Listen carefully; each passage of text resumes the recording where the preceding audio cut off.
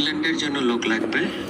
উপরে পোস্টগুলো ইংল্যান্ডের জন্য সব। এখানে স্যালারি আছে 2,60,000 টাকা সর্বনিম্ন, আরও ওভারটাইমও আছে।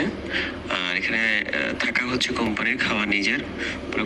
কতগুলো পোস্ট আছে এখানে, বিশেষ করে কিছু পোস্ট আছে অফিসিয়াল পোস্ট আছে, আবার কিছু আছে হোটেল বারের জন্য।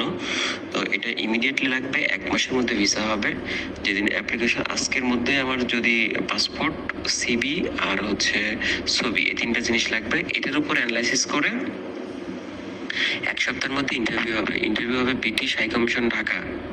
এখানে আগে ইন্টারভিউ হবে, ইন্টারভিউর পরে যদি ইন্টারভিউতে টিকে, তারপরে হচ্ছে 1 মাসের মধ্যে ভিসা হয়ে যাবে। এবং পেমেন্ট প্রসিডিউরটা হচ্ছে সব আফটার ভিসা পেমেন্ট, মানে ভিসার আগে কোনো টাকা লাগবে না।